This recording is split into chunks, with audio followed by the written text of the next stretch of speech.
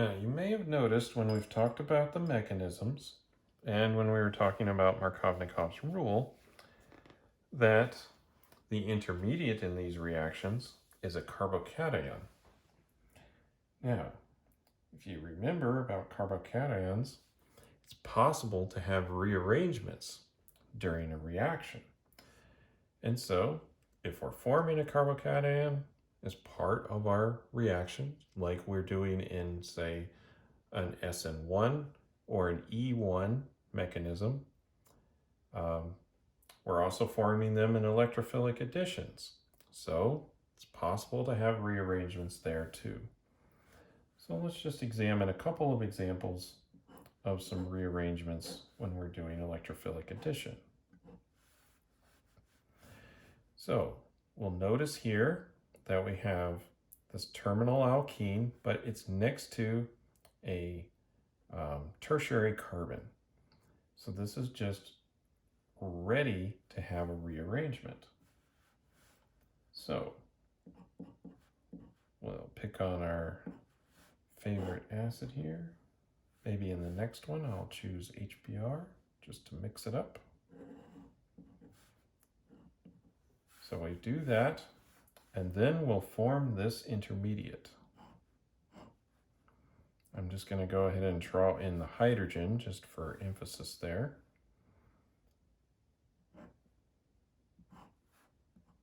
We have a plus charge there, which is a secondary, right? We're following Markovnikov's rule, because we certainly would not want to put a carbocation on the primary carbon.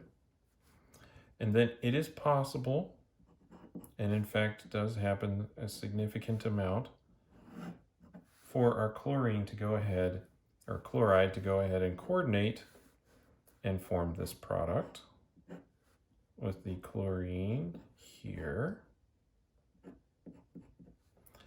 But we can also have a carbocation rearrangement, which is a 1,2 hydride shift. So if I just draw that there. So not having the chloride attack in this case, we'll go down in this direction now. Get our carbocation over on the tertiary carbon, which is the more stable one. And remember, these 1,2 hydride shifts or 1,2 methyl shifts are quite fast. And so a significant amount of this will happen.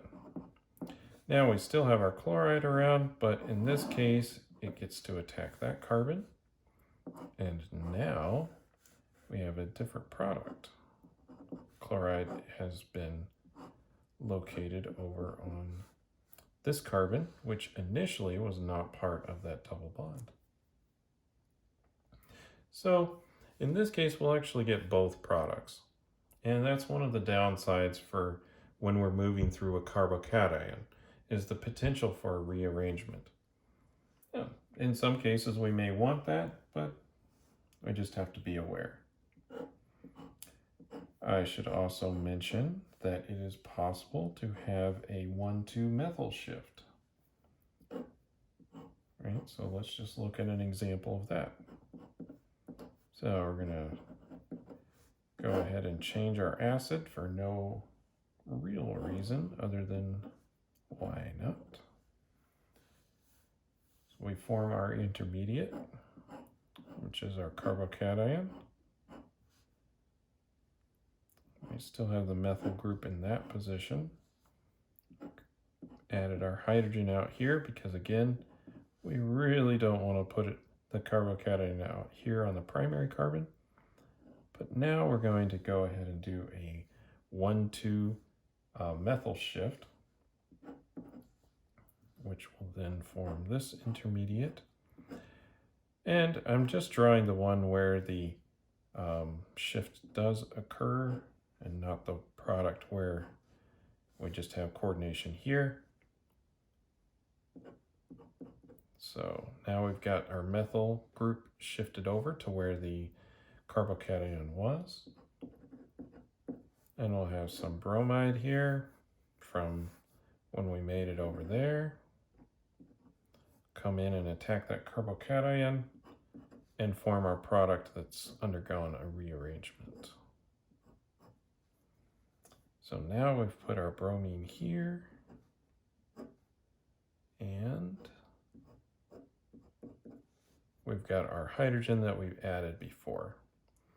So just keep in mind that since we're moving through a carbocation intermediate, it is possible to have a rearrangement.